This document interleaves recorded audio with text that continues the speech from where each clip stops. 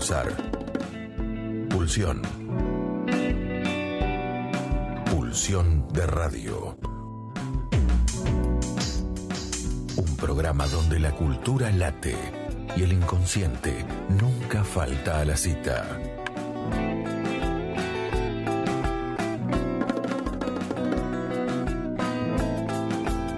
Conducción y producción: Gabriel Pulice, Luis Di Santo y Diego Yaiche.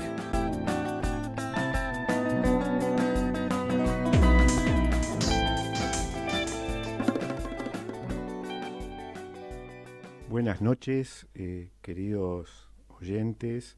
Bienvenidos al programa número 11 de Pulsión de Radio. Hoy tengo la enorme responsabilidad de estar aquí solo en el estudio, pero de manera virtual está mi compañero Diego Yaiche, y tenemos hoy un programa de dos orillas, en principio, un programa rioplatense. Tenemos un invitado, un psicoanalista que ya ha estado aquí en el programa, un invitado de la ciudad de Montevideo, y tenemos también uno de nuestros conductores y productores en Montevideo, ¿no? Ni que lo hubiésemos pensado, pero bueno, salió así. Así que bienvenido, Diego. Bienvenido. Buenas noches, Luis. Bienvenido nuestro invitado, que hoy nos va a mover un poco la estantería, me parece, ¿no? Bienvenido, Fernando. Hola, ¿qué tal? Buenas noches. Hola, Fernando. Un gusto tenerte nuevamente en Pulsión de Radio. Muchas gracias, un placer para mí también. Bueno. Es alguien que sabe de estanterías, Fernando. Si vemos el fondo de su estudio, ¿no? Colmado de estanterías con libros, ¿no? Bueno, hoy, como siempre, el programa se va a dividir la primera parte de la entrevista a Fernando, que nos va a hablar de el psicoanálisis importunado, ¿no? Y ya ahí tengo una pregunta para hacerle cuando empecemos con la entrevista. Vamos a presentarlo a Fernando y luego vamos a dar un poco una introducción a lo que va a ser la segunda hora, y luego vamos al tema musical y ahí sí volvemos a la entrevista propiamente dicha. ¿Estás de acuerdo, mi querido Diego? Absolutamente. Bueno, Fernando practica el psicoanálisis. Me voy a poner los lentes para no hacerme el canchero, ¿no? Por supuesto, mi pronunciación de francés la vas a tener que tolerar, discúlpame. Practica el psicoanálisis, miembro de la École Lacanienne de Psychanalyse, artista y curador. Integra el staff de FAC, Fundación de Arte Contemporáneo, de Cultivarte, de Cool, supongo que debe ser la pronunciación inglesa, sí. Sección Campo Contemporáneo, y de revista Relaciones, donde reseña literatura. Coordina Zona Degenerada, Danger, podríamos decir, y es miembro del comité editorial de E-Dicciones Justine de l'École Lacanienne de Psychanalyse. Bueno, antes de ir a la pausa musical y luego retomar con la entrevista a Fernando, lo que vamos a anunciar es que en la segunda hora de la agenda cultural va a estar Daniela Pez-Klein con Juan Pablo Gómez hablándonos de los bienes visibles. Y al final vamos a tener la llamada con Rubén Corcho Goldberg de nuestra querida librería de Córdoba, ¿sí? Dicho esto, si vos no disponés otra cosa, Diego, pasamos al primer tema musical, del cual después hablaremos de los dos temas que pasamos en la entrevista. Ahí me hace una seña del ancho de espada, Fernando, y retomamos la entrevista. Así que vamos al primer tema musical. Bien. En Pulsión de Radio, ya se viene la hora de entrevistas. La hora de entrevistas. Estamos escuchando de Vicia Preta, Linda Quebrada. No sé si en algún momento querés hacer alguna mención sobre este tema, Fernando, o pasamos a la entrevista y aparece en otro momento. Así que, como quieran. Como quieran, como quieran. Ustedes dicen. Contanos algo, Fernando, de este tema musical. Bueno, Linda Quebrada es una cantante trans, traba brasileña, eh, que a mí me gusta mucho y además me pareció que venía bien porque por lo menos en este tema, que fue uno de los temas más conocidos, ahora tiene otros también muy conocidos, pero es un tema donde ella se va como apropiando de todas las injurias y los insultos. Villa Preta es como si dijera marica negra, Villa Preta favelada, o sea, marica negra de la favela, bueno, después dice quiero bajar de ser Ullón, así que quiero bajar hasta el piso, es decir, como al estilo de Jean Genet se hace una con lo abyecto, es decir, se va como produciendo subjetivamente en ese insulto y en esos insultos, y eso me pareció súper interesante, además de que me encanta su música, ¿no? Buenísimo. Bueno, Bien, Luis, tenías sí, una pregunta ahí a flor de los labios. sí, esto de importunar, ¿no? Porque digamos, como toda palabra, ¿no? No sé si te resuena la palabra sujeto, Diego. Como toda palabra, tiene una polisemia y múltiples resonancias de acuerdo al discurso y la práctica que lo sostenga. Entonces, importunar lo inoportuno, lo molesto, lo que cae en un mal momento, ¿no? Pero, ¿cuál es el sentido o los sentidos en que vos utilizás esto, Fernando? Bueno, esa palabra en realidad surgió en el trabajo que hicimos con Sandra Filippini en torno a otro libro que fue de cuando Marx importunó a Lacan.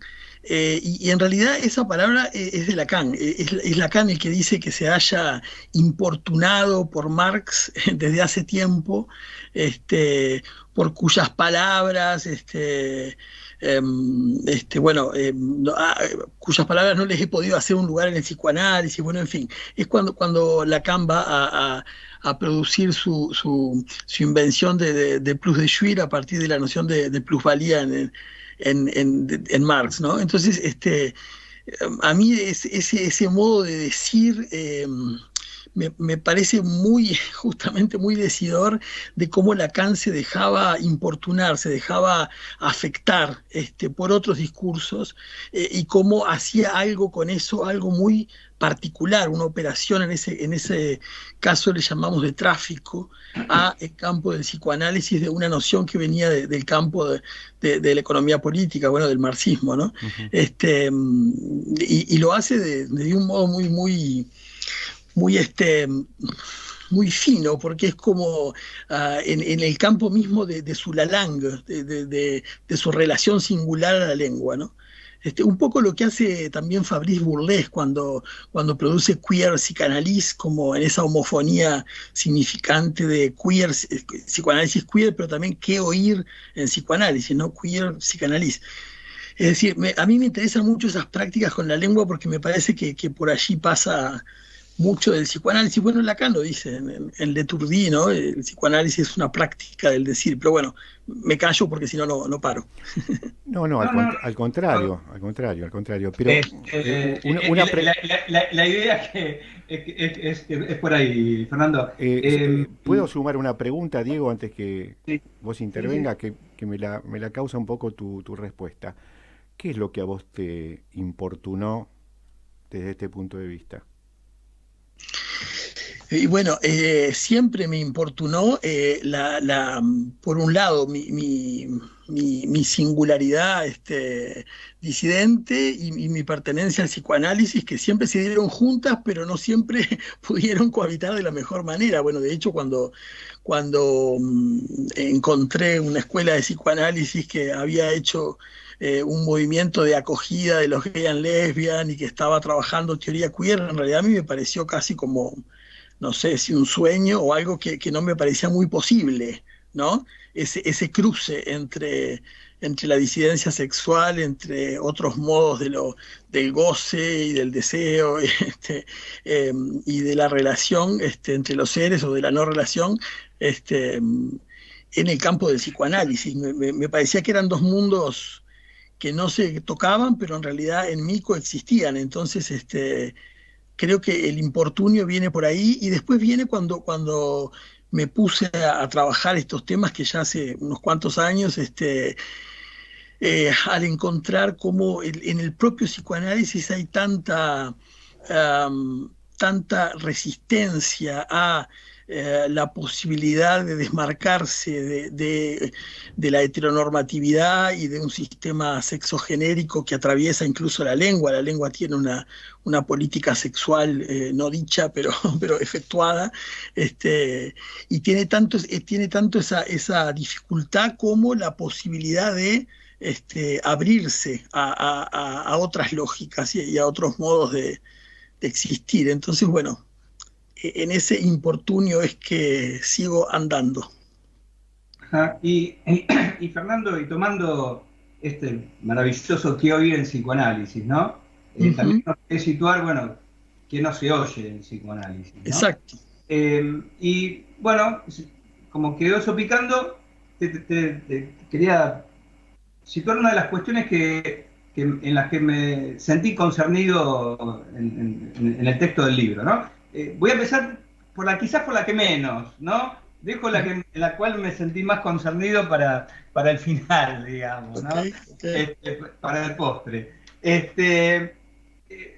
Vos una de las cuestiones que planteás respecto a este importunado, es que el psicoanálisis se encuentra importunado en su no todo. A ver. Sí. Es muy fuerte, ¿no? Porque metés con un punto, digamos, al menos en este momento del lacanismo, con un punto fuerte, ¿no? Sí.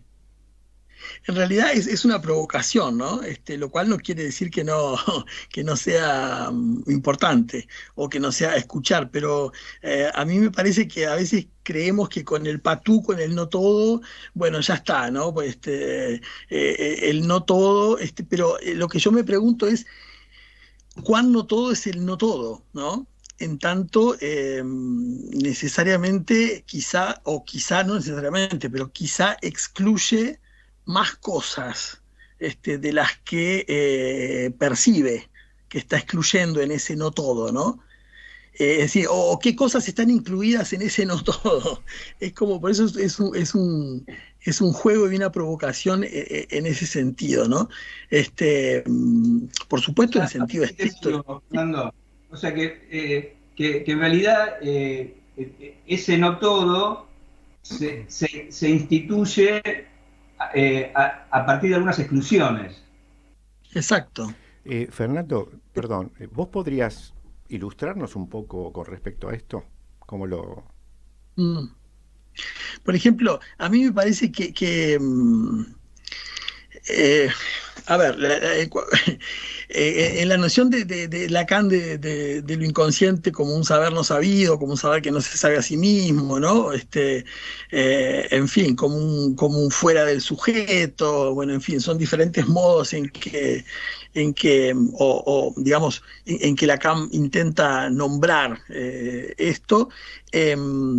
A mí me parece que si por ejemplo, no advertimos que el lenguaje mismo está absolutamente atravesado por un sistema sexogenérico, ¿no?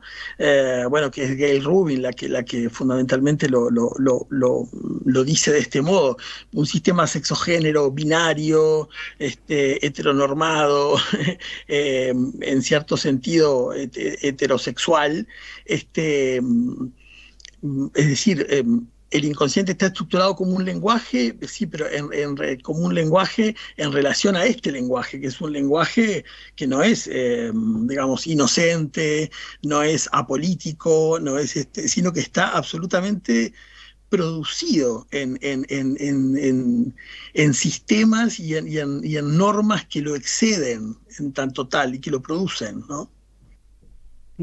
Ahora, vos un poquito más lejos, ¿no? Porque en un momento decís respecto a esta otra fórmula ya canónica, ¿no? De la inexistencia de la proporción sexual, ¿no? También te metés con eso, ¿no? Y decís que esta inexistencia en sentido matemático, ¿no? Es que es una escritura matemática. Vos decís que no es evidente que deje caer la diferencia sexual, decís vos. Sí. A ver.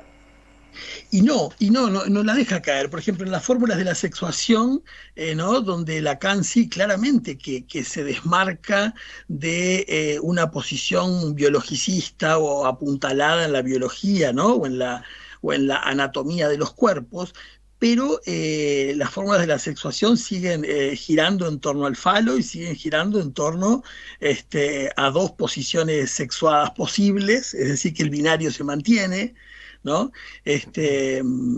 Entonces, o por ejemplo, la inexistencia de la relación sexual, ¿no? O de no relación, o la no relación sexual. A mí me parece que alcanza y sobra, por ejemplo, para dejar caer la noción de castración.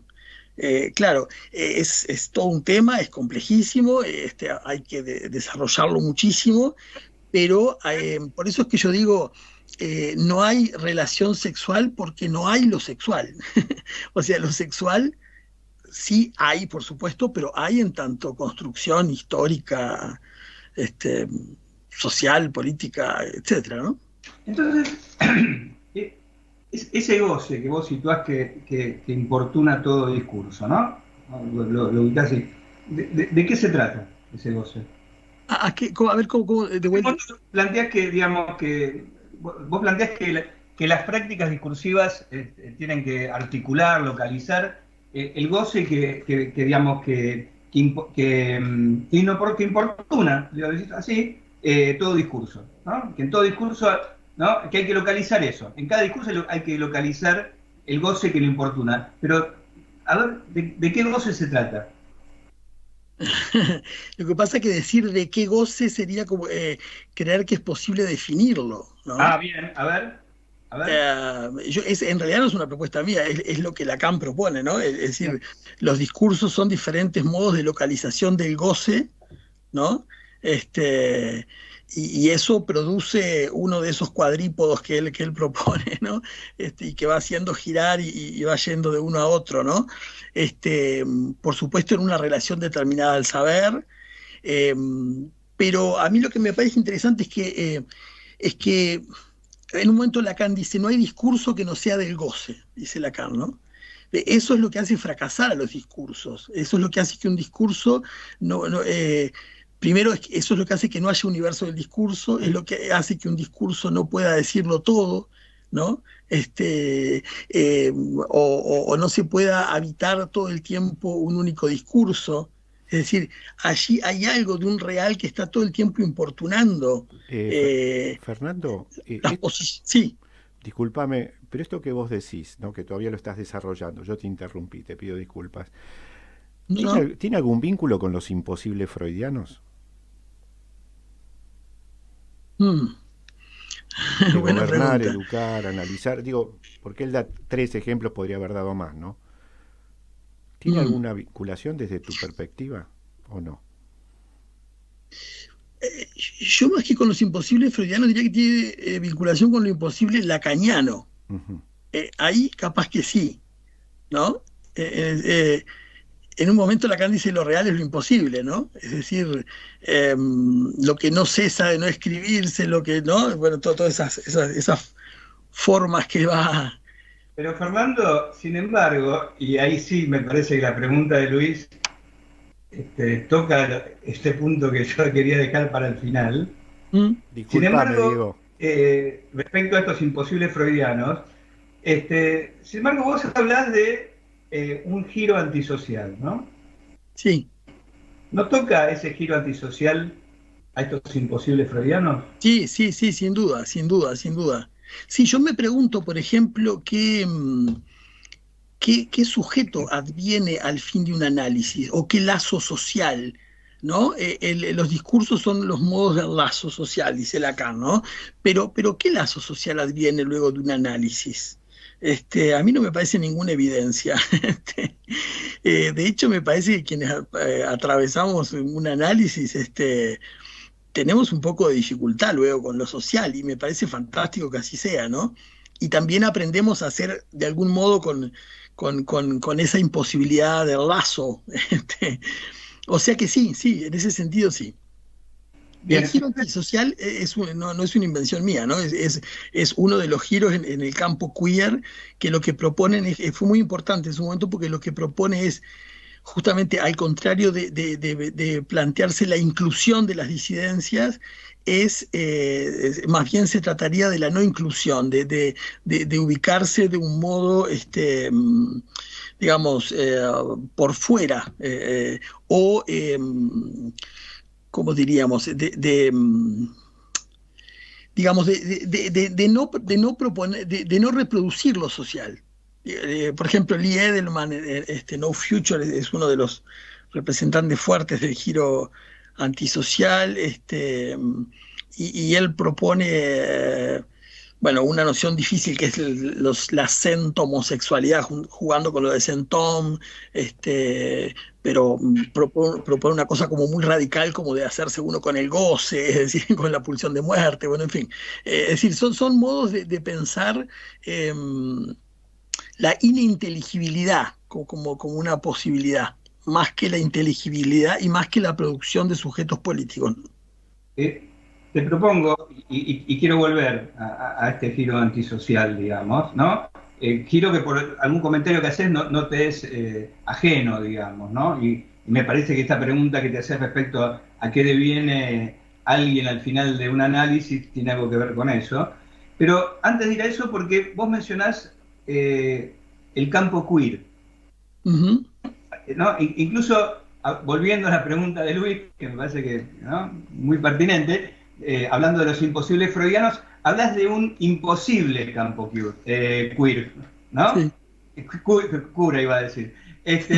Entonces, a ver, ¿nos podés decir algo de este imposible campo queer? Que aparte utiliza la palabra campo, ¿no? Sí, sí.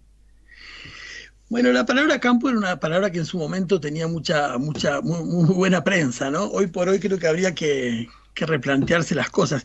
A mí me parece que la disidencia ha tenido diferentes modos de producirse políticamente y en algún momento, bueno, lo queer fue como un significante que aglutinó o recibió, acogió una multiplicidad de seres en disidencia. Pero en realidad pensar eso como un campo es como caer como una cierta ilusión de lo común. A mí me parece que un punto bien complejo en psicoanálisis es el tema de lo común. Entonces, si en ese campo queer hay gente trans y gente no binaria, y gente gay, y gente lesbiana, pero también hay gente negra, y gente pobre, y gente migrante, y etcétera, etcétera. Bueno, por supuesto que habrá cosas en común, hay una subalternidad común, hay una minoridad común, pero también es importante, a la vez que producir la posibilidad de alianzas subjetivas y políticas, también me parece importante mantener las diferencias y las singularidades y los modos particulares como cada quien se va produciendo subjetivamente. En ese sentido, hablo de un imposible, ¿no?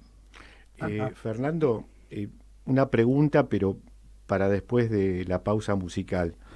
¿Sí? Porque acá vamos a decir, en tu presentación, dice algo que, por más que yo conozca un poco de qué se trata, o crea conocerlo, es un poco enigmático. Y para nuestros oyentes, me parece que va a ser interesante que vos digas algo al respecto.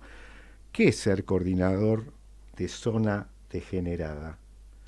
Pero eso después del tema musical. Ok. Bueno, volvemos. El tema que estamos finalizando de escuchar es, no sé cómo se dice H en portugués, pero es Homem con H, del gran Ney Matogrosso. Sí. ¿Nos querés decir algo de este tema ya, antes de responder la pregunta? Bueno, a mí me parece que es bien interesante Ney Matogrosso cantando esa canción, ¿no? Hombre con H, cuando él es un artista claramente andrógino y que siempre ha hecho, ¿no? Ha hecho uso de ese modo de presentarse, ¿no? Y la canción es muy paradójica porque va como diciendo soy hombre por esto, por lo otro, pero en realidad como yo creo que va como mostrando la inconsistencia, es decir, bueno, como dice Lacan, que ese significante no es más que eso, es un significante, ¿no? Ujú.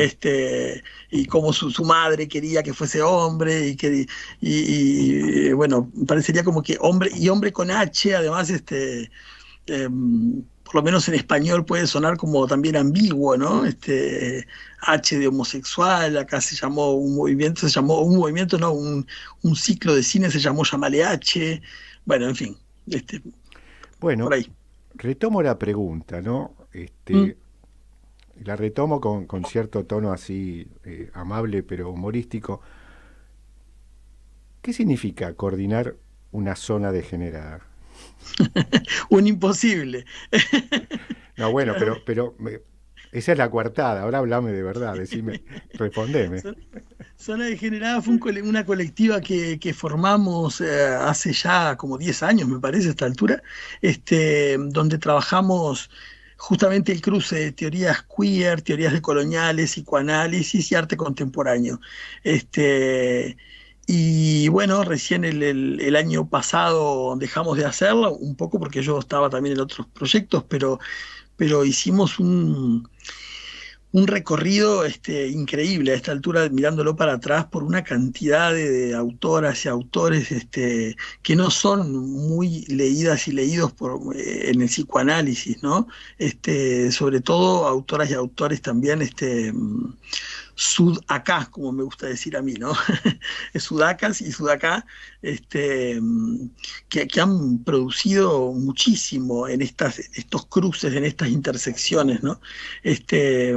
Bueno, por ejemplo, ahora que lo estaba diciendo, me acordaba que en la presentación que vamos a hacer ahora el 29 allí en Buenos Aires va a estar Débora Tajer y a mí me alegra mucho porque también ella es parte casi que me atrevería a decir de una tradición que tienen ustedes de psicoanálisis y feminismos de muy larga data y que me parece súper interesante a revisitar y a rescatar, bueno, en fin.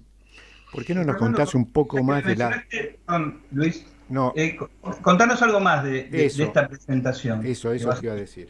Exacto. Bueno, la presentación es la presentación del libro, la van a hacer Verónica Cardoso, este, mm, Jessica Ramírez y Débora Tajer. Verónica y Jessica son amigas y con ellas me han invitado varias veces a un espacio que tenía que se llamaba La Tercera, donde pudimos trabajar algunos de estos temas. Y bueno, y como decía, Débora Tajer, también se enteró de mi libro por Tamia Ayush, que fue quien presentó el libro acá en Montevideo junto con Jorge Reiter y Julieta Lopérgolo. Y Fernando, bueno, nombra el título del libro. el libro es de generar psicoanálisis, y tiene una barrita que separa y une, es decir, que se puede leer como de generar y como de generar psicoanálisis, ¿no? Hay un juego ahí con... ¿Y Para mí, en qué lugar sí. se presenta el libro ese día? El lugar se presenta en la Libre, en la librería La Libre en San Telmo. Ujú. ¿Tenés la Bien. dirección? Uy, tengo que buscarla, pero, Bueno, no, bueno, está bien. pero sí, creo que Para tenerla en cuenta y difundirla también. sí, claro que sí. Ahora Bueno, mientras la buscas, nosotros seguimos Sí, yo preguntándote. tengo una pregunta, ya que mencionaste lo del colonial y estos cruces, ¿no? sí. Como que venían trabajando. Hay algo que yo leo, y ahí voy a esto que te digo que me concierne un poco más, eh, que hay una especie de contigüidad, o por lo menos aparece, me parece, en algún texto del libro, en contigüidad, lo que vos llamás herida colonial Mm, y justamente este giro antisocial. Como si hubiera alguna suerte de continuidad, o de contigüidad más bien, no quiero decir continuidad, ¿no? Entre esta herida y este giro. ujú. Eh, Bueno, sí, sí, a ver. no lo he pensado así, pero ah, no lo he pensado, porque el giro antisocial es un giro más, más del norte, pero eso no quiere decir que la propuesta más decolonial Lo que pasa es que la propuesta de Colonial en el campo queer tampoco ha sido demasiado trabajada, ¿no?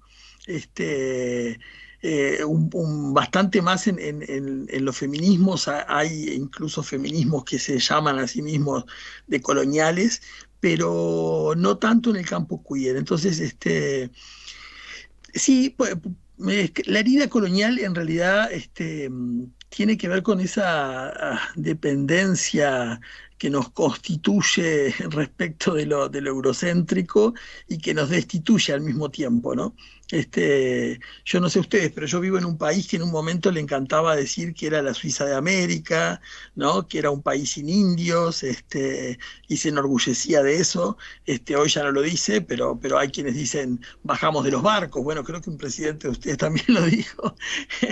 Bueno, pero sin No, embargo, una de las marcas por las cuales muchas veces se identifica a los hermanos uruguayos es la sangre charrúa, que tiene que ver, bueno, ahí está que lo tiene que ver paradójico. con los pueblos Sí, originarios, ¿no? pero con lo charrúa y con lo afro lo que se hace es una utilización folclórica y Claro. al servicio del Estado-Nación, como si fuera como un folclore con el que se adorna la constitución nacional, de lo nacional, Sí, ¿no? sí, Del sí. uruguayo, Ahora, ¿no? en esto que vos recién nombrabas, bueno, eso es del norte, decías, ¿no? Con respecto a a cierta frase que usabas. En esto de zona degenerada, donde había varias cuestiones que confluían y que conversaban, y vos hablaste del sur, ¿no? De los sudaca. Mm. Desde tu recorrido, de tu experiencia, ¿cuál es la particularidad de los sudaca en todo esto? Si es que hay alguna.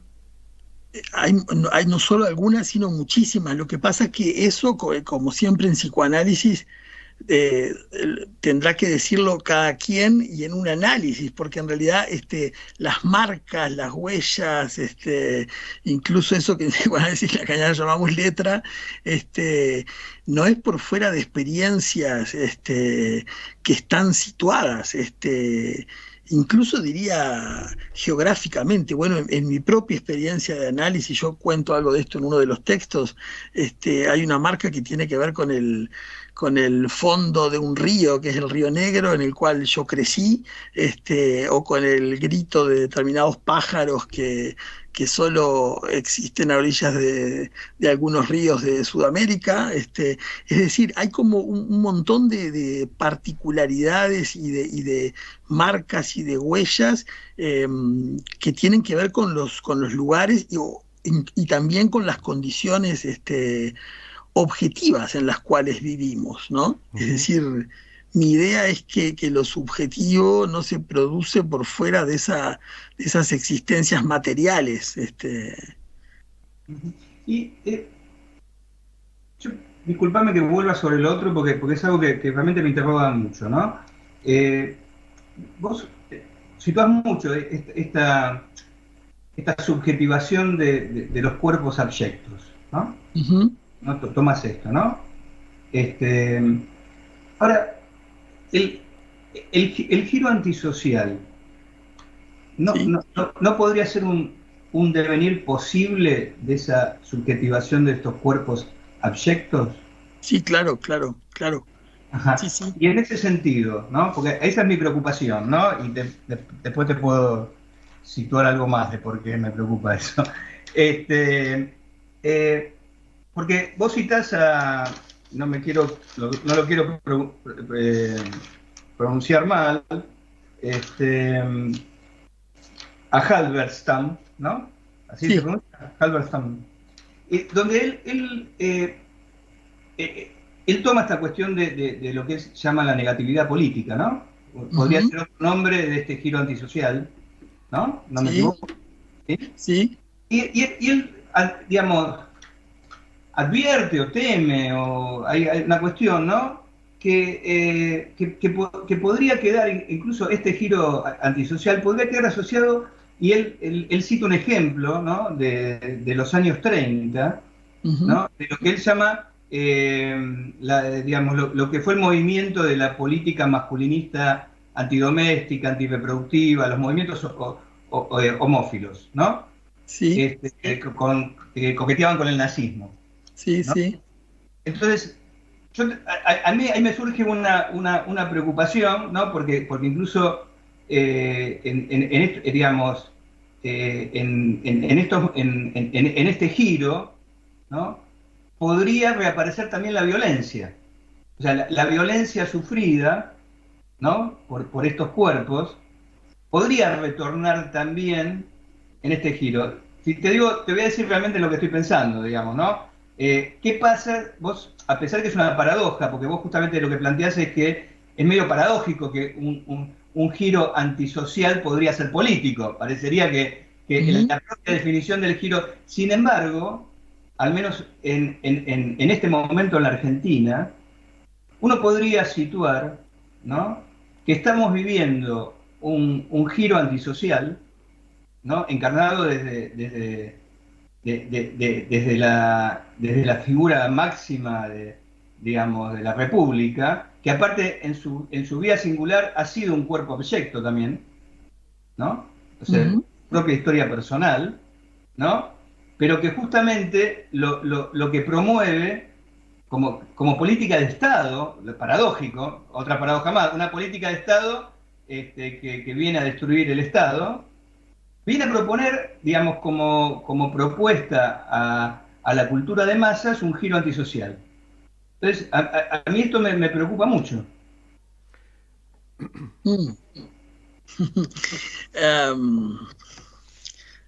A ver, obviamente que no es a ese modo de lo antisocial que se refieren ni Halberstam ni Lee Edelman, bueno, nadie en el campo queer, ¿no? Por supuesto que los riesgos siempre están presentes, pero en realidad la violencia más extrema se ha visto dentro de la organización social y de las democracias, de las supuestas democracias, o sea, y la violencia, sí, justamente. Pero a mí me parece que cuando una herida se politiza, es decir, que se, ¿cómo diríamos? Es posible pensarla desde una dimensión que trascienda lo meramente individual, cuando las feministas de los 70 dicen lo personal es político.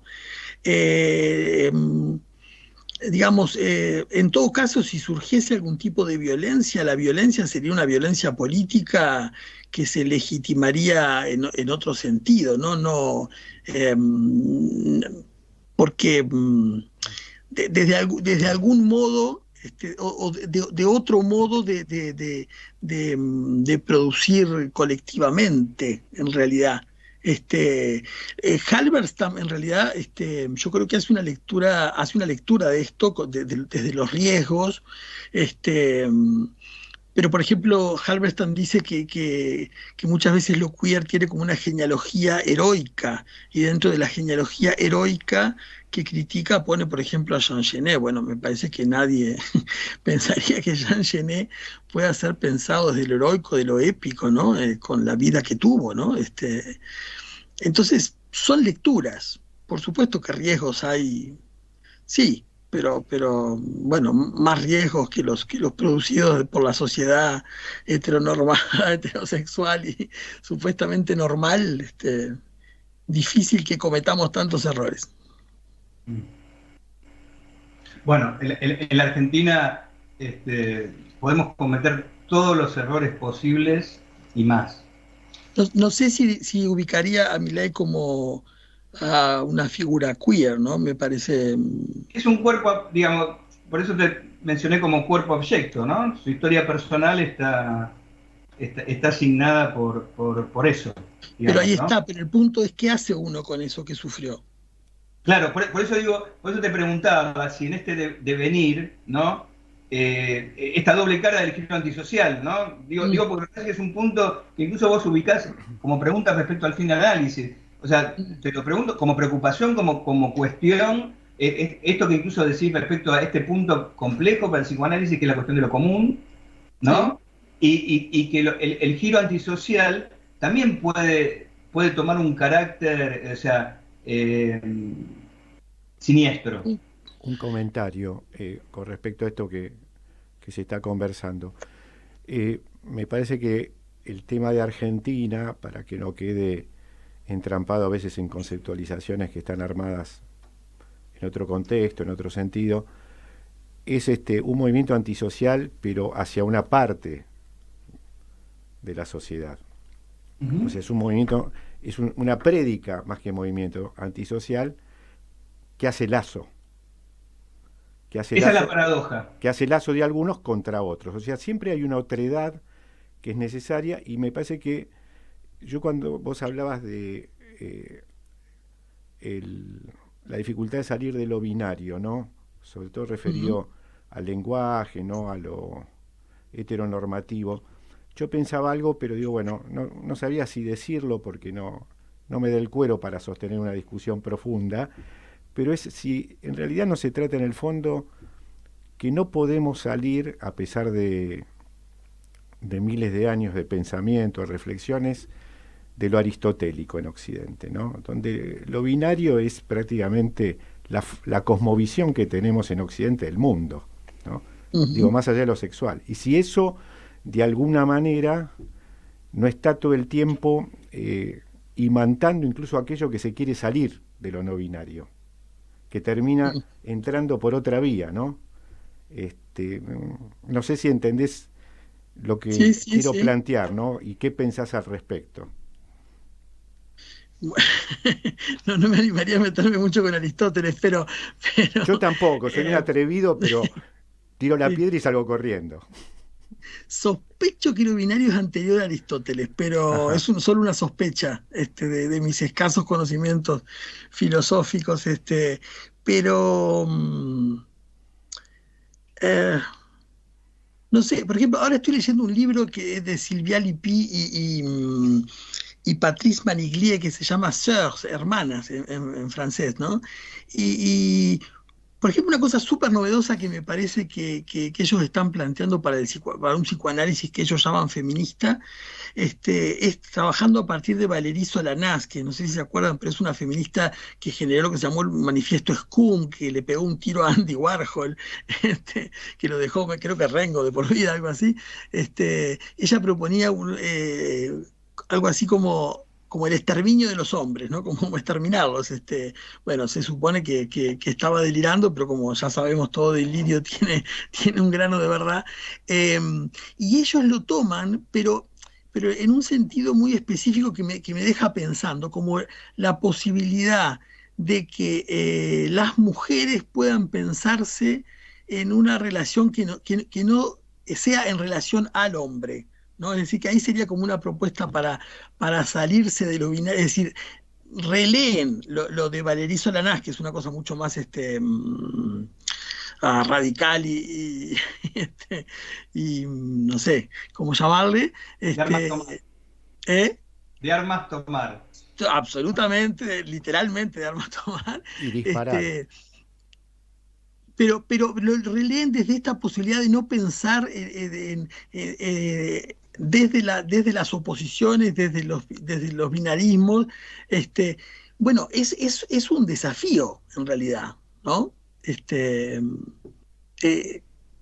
Creo que no podemos responder si es muy todavía, creo que son cosas todavía muy novedosas en la cultura, como para decir si es posible o no, pero lo que está bueno me parece es fabularlas, o es imaginarlas, o desearlas, ¿no? Como... Fernando, no puedo dejar de mirar tu biblioteca. Bueno, vos decís que tenés una obsesión con la escritura, pero evidentemente también tenés una obsesión con la lectura, ¿no? Bueno, si querés ponerte dípico, mi mamá era profesora de literatura, así que imagínate. Claro. A ver, ¿no podés contar algo de esta obsesión con la escritura? Con la escritura, sí. Bueno, creo que ya en parte lo dije. Bueno, mi mamá era profesora de literatura. La escritura fue una práctica muy temprana en mi casa, en mi familia, en mi infancia, y donde además siempre fue una práctica de juego. siempre jugamos como a inventar cosas, a producir cosas escribiendo, o a jugar con las palabras. Es decir, siempre tuve como una obsesión en relación al lenguaje. Bueno, me acuerdo, es una cosa bastante común, no es que sea tan especial, pero cuando era muy chico me ponía como a repetir palabras hasta que perdían sentido y ahí me angustiaba, bueno, ahí dejaba de hacerlo, ¿no? Pero me producía una especie de, sí, bueno, capaz que ahí estaría lo ominoso y a su vez como la fascinación, ¿no? Como si uno repite. Bueno, Lacan lo hace con Lumbevue. Cuando él dice, si uno repite, no me acuerdo cuántas veces, Lumbevue, termina siendo Lumbevue. Y a partir de ahí, ni más ni menos que produce su noción de inconsciente, ¿no? Entonces, a mí siempre me atravesó la cuestión de la lengua de diferentes maneras, hasta que me animé a escribir, empecé escribiendo poesía, lo cual no fue muy bien recibido por mi madre, que me dijo, más vale dedicarte al psicoanálisis, pero bueno, no le hice caso y me dediqué a las dos. Pero sí, es una marca, ¿no? Es una marca para mí. Tanto es una marca que lo que ahora hace tiempo me tiene obsesionado es esto que Lacan propone en Leturdi del psicoanálisis como práctica del decir, que yo creo que muchas y muchos lo han leído en Leturdi, pero nada, no les ha parecido nada tan particular. Bueno, a mí eso me obsesiona, y porque me parece que si el psicoanálisis es una práctica del decir, ¿no? Hay otras, la poesía, etcétera, etcétera, o la literatura en sí. Pero me parece que el modo en que digamos psicoanálisis, produce al psicoanálisis que practicamos y que producimos. ¿Entiende lo que digo? Entonces, por eso es que me parece tan importante los modos porque a veces hablamos del discurso analítico, pero después cuando vamos a hablar de psicoanálisis, inmediatamente estamos hablando de un discurso universitario, ¿no?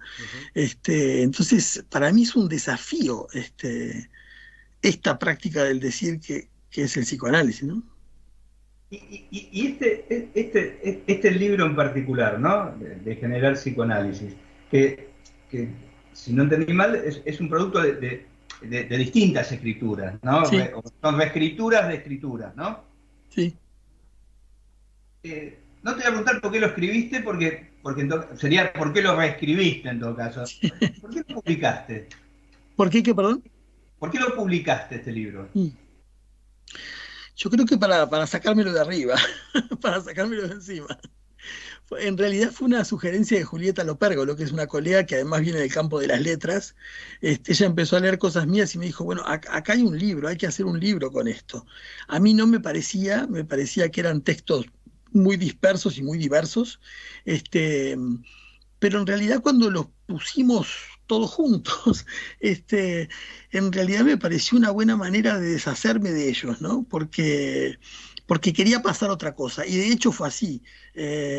Salió este libro publicado, yo ya estoy trabajando en relación a otra cosa que está muy en vinculación con esta, pero no linealmente o no literalmente, que es la cuestión de lo inhumano en psicoanálisis. Ahora estoy trabajando eso, ¿no? En relación a lo inhumano, es decir, a lo no humano en lo humano, o sea, a la idea de que el psicoanálisis no es un humanismo, que siempre lo decimos, pero muchas veces terminamos haciendo un humanismo del psicoanálisis.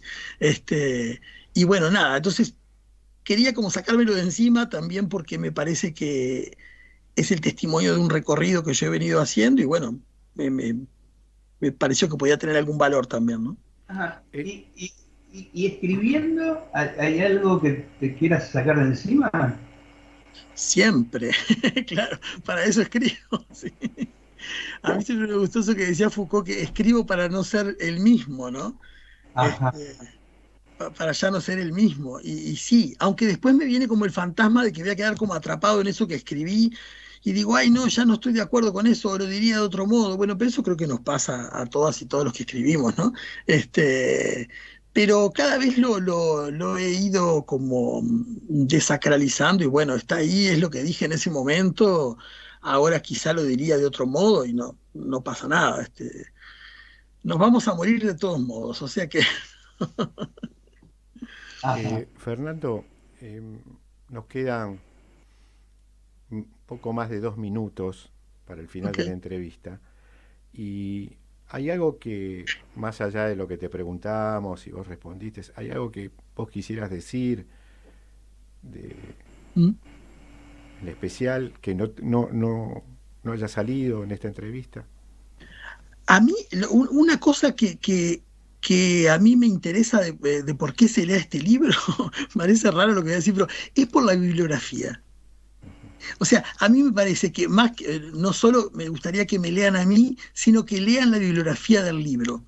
Porque, o sea, si yo logro eso, éxito total. Porque me parece que son autoras y autores que no se leen y que no aparecen en otros libros de psicoanálisis. Bueno, de hecho, hace poquito se hizo acá la presentación del libro de Laurie Lofer, no sé si lo conocen, por un psicoanálisis emancipado, que me gustó muchísimo, pero también me duele constatar que hay un montón de autoras y autores sud acá que no existen en esa bibliografía, ¿no? Como si lo queer o como si la renovación del psicoanálisis otra vez va a venir de Europa o de quién sabe dónde, cuando acá se produce todo el tiempo, ¿no? Y todo el tiempo con mucha riqueza. Entonces, si yo logro que alguien diga, pero ¿quién es no sé, Gloria Anzaldúa? Bueno, ya está, está logrado. Bien, bien. Bueno, una manera muchas veces de que la gente lea es poner, viste, el cartel que diga, no lea esto. Ah, bueno, Seguramente van a ir primero a la bibliografía. ok.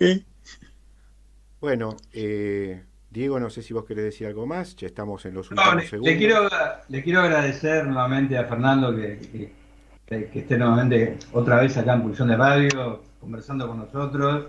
Este, eh, no me sentí importunado, me sentí concernido por lo que leí en tu libro y por esta conversación. ¿Mm? Qué bueno, muchas gracias a ustedes. Miren, Chacabuco 917, encontré la dirección de la Buenísimo, Libre en San Telmo. buenísimo. Bueno, Fernando, muchas gracias por tu Gracias a ustedes. participación, por haber venido, aunque sea por el éter, que antiguo que soy, al programa. Así que te mandamos un abrazo aquí desde Buenos Aires y muchas gracias. Un gran abrazo a ustedes y muchas gracias. Chao, Saludos. chao. En Pulsión de Radio, la agenda cultural late. Bueno, estamos aquí en la segunda parte del programa número 11, la Agenda Cultural, y acá está Daniela Pesclein con Juan Pablo Gómez, que nos va a hablar de los bienes visibles. Sí. Buenas noches, ¿cómo estás, Luis? Bien, Dani, ¿cómo estás? Bien, gracias. Bueno, tenemos hoy como invitado especial, estamos súper contentos de recibirte, a Juan Pablo Gómez. ¿Cómo estás? ¿Qué tal? ¿Cómo les va? Buenas noches. Bienvenido. Me pasa que siempre preparo la presentación y siempre tengo el mismo temor de cómo presentar a la persona y que la persona se sienta representada en esa presentación, ¿no? Mi apellido mal no se puede pronunciar, es casi Claro, imposible. eso ayuda un montón. Perfecto. Gómez con S, ¿no? Es paisano. Bueno, para quienes no conozcan a Juan Pablo Gómez, lo más resumido que podemos decir es que es director, dramaturgo y docente con gran trayectoria. Las primeras obras, estaba mirando hoy, es del 2001. ¿no? Qué momento. Todo vuelve como en la Argentina, perfecto, justo en este momento. Sí, sí, sí. Desde el 2001. Y Los Bienes Visibles es la última obra que está en este momento en cartel y a quienes les invitamos que tengan la experiencia de verla. Y vamos a situar, vamos a hacer girar la entrevista sobre la obra, porque la obra es un montón, en realidad también hemos visto otras obras. Acá estamos con Germán Fonsalida, compañero y colega. Que me conoce desde el 2001, además. De casualidad, pero me conoce desde el 2001.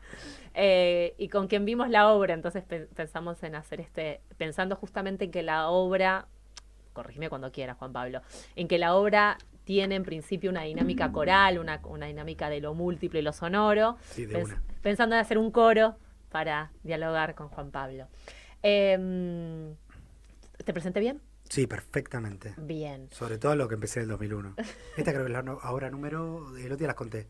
Ah. 12 o 13. Porque no están todas, por lo menos en la alternativa, no están todas. Porque yo vi alguna que ahí no está, por ejemplo. Pues, ¿cuál viste?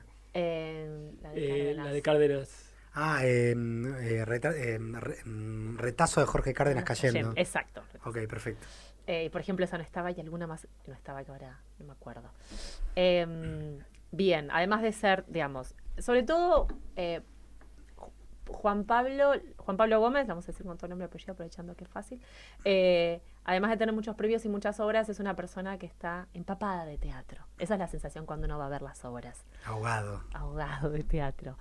Primera pregunta.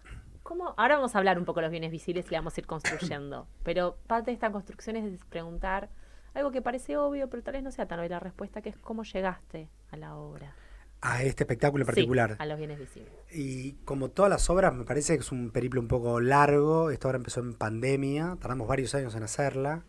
Y muchas veces, por lo menos los espectáculos que yo dirijo, que hacemos con esta compañía, que nos hemos reunido, nos hemos encontrado a lo largo de varios espectáculos, muchas veces pasan por ciertos deseos inconfesables. No, como ciertas ganas o cosas que van pasando, mucho en relación a la vida personal. Y concretamente los bienes visibles hay algo de... Es la culminación de cierta trilogía del tiempo, que así le decimos, que con este grupo, que empezó con la compañía Un Hueco, hicimos una en el 2009 sobre cierta pérdida de la infancia, después en el 2015 hicimos Prueba y Error, que había una niña, Luna Echegaray, que tenía 10 años, laburamos mucho sobre algo sobre la paternidad, todo en un clima muy casabetiano. John Cassavetes, ¿no? Director independiente, célebre director independiente, siempre es una especie de espíritu tutelar, ¿no? En las obras que hacemos, ¿no?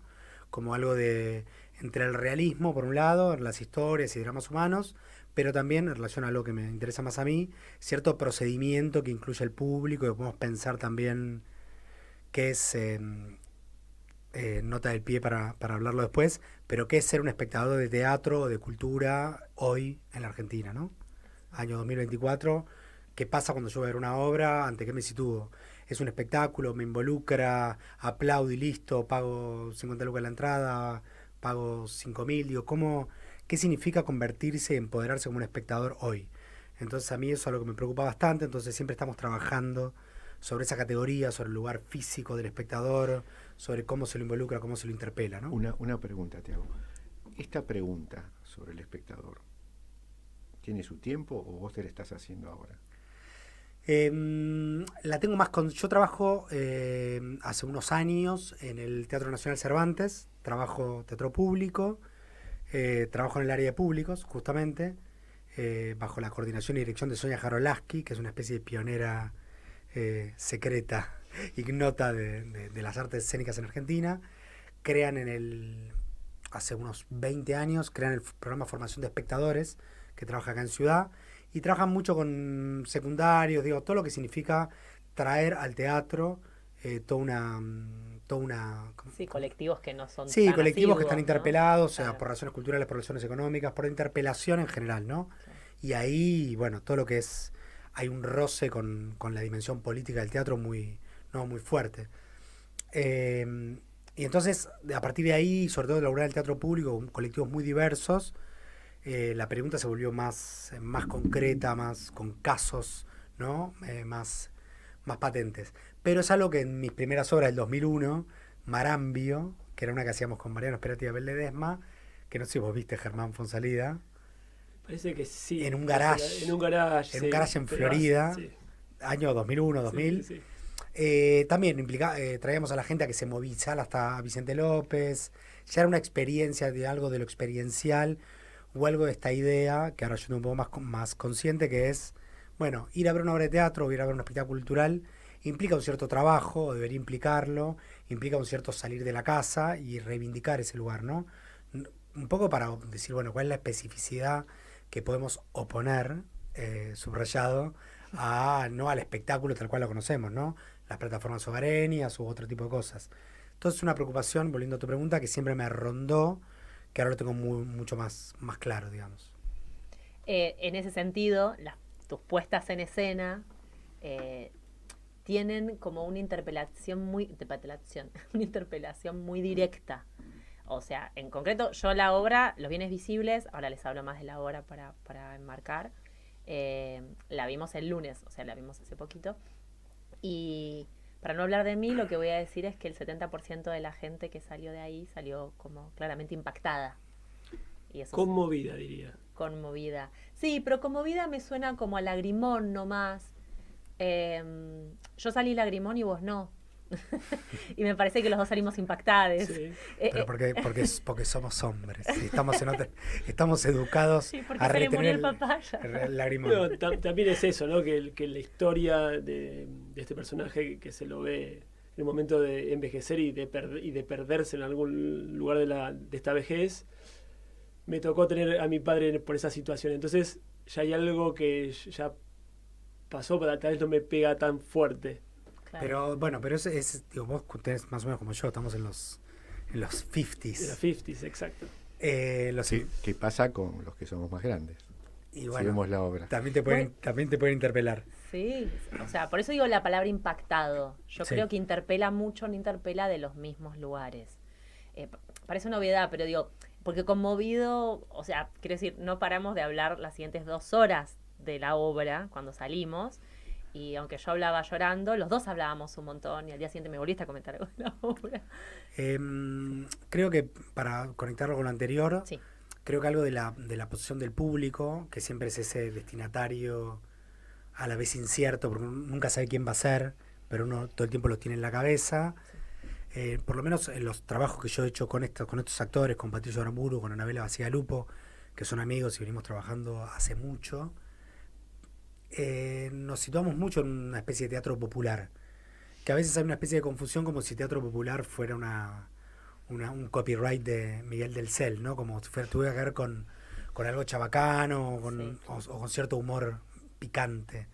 Y yo reivindico mucho esta idea, y antes cité a Casabets, esta idea de que lo popular tiene que ver con algo de la interpelación hacia las emociones, hacia cierto espectador que uno imagina que no sabe quién es, pero que imagina que puede empatizar con este relato, sea porque está más cerca de los 80, 90 años, sea porque le pasa a sus padres, en este caso de Los Bienes Visibles, que hay un personaje que es de Victor Gray, que envejece y experimenta una serie de situaciones, o sea también mucha gente más joven que también le pasa a sus abuelos, pero algo de lo popular en el sentido de decir, bueno, queremos ampliar este público, no es un teatro críptico de nicho, a pesar de que tiene un procedimiento bastante contemporáneo, ¿no? exacto. Sí. Los Bienes Visibles es una, digamos, está descrita como ficción sonora, hecha de ruido y silencio, de música y susurros. Victor Gray, ¿no? Vemos a este Victor Gray y un poco su deshacerse, en paralelo que sus 2 hijos lo acompañan en ese proceso de la manera que pueden, recordemos que este es un programa de psicoanálisis, con todo ¿Cómo puede? ¿Cómo podemos? Podría como decir. podemos, exacto. Y a su vez se trabaja, aparece tanto la perspectiva de Víctor, incluso podríamos decir que desde la capa sonora se pueden trabajar estas perspectivas. Ahí está la sensación de, así se escucha desde Víctor, ¿no? Esto es estar en la piel de Víctor, como de estos hijos que además, como la mayoría de las veces podemos imaginar, no tienen un lugar doble, no son gemelitos, tienen sus contradicciones y tienen sus modos de relacionarse con esa vejez de este padre. Sí. No, que no es solo un programa de psicoanálisis. No es solo un problema de psicoanálisis. Lo que quiere decir es que tenemos muy en cuenta. No, pero Sí. vos sabés que hay una historia con respecto a Freud y su enfermedad, sus últimos días, donde el médico le dice, Hitler había invadido Polonia. Sí. Y Hitler le dice, está bien, era Freud, no era cualquier tipo. Dice, profesor, ¿usted cree que esta va a ser la última guerra de la humanidad? Freud en su lecho ya prácticamente agónico. Y Freud le dice, mire, lo único que sé es que esta va a ser mi última guerra. O sea que Pensé que le iba a decir, ¿y a usted qué le parece? no era su paciente. Esa es la caricatura, ¿no? Claro. No, pero digo, yo estaba escuchando esto y pensaba que, bueno, más allá de las edades, voy a decir una cosa de perogrullo, pero no vi la obra, pero toca algo de lo esencial humano, que es el paso del tiempo para el cual solamente estamos preparados cuando estamos ahí en el umbral, Claro. no mucho más. Y en ese sentido, hay algo para mí que lo sensitivo por la puesta en escena, con una puesta en escena en que la ubicación del público es algo un tanto anómala, vamos a decir. Está entre periférico y distribuido. El público está en el medio de eso que sucede. Hay algo que desde lo sensible, desde el estímulo directo, nos toca a todos igual, pero necesariamente los lugares simbólicos y poéticos a los que vamos son distintos. Pero entonces eso es parte de la obra, ¿no? La ubicación de la gente. Completamente. Sí. A mí me interesa, digo, sin ponerme extremadamente materialista ni técnico, muchas veces de las obras se extraen o se rescatan o uno trabaja sobre los temas, sobre las situaciones, sobre la ficción, ¿no? Con esa tradición de la novela, bueno, lo que pasa.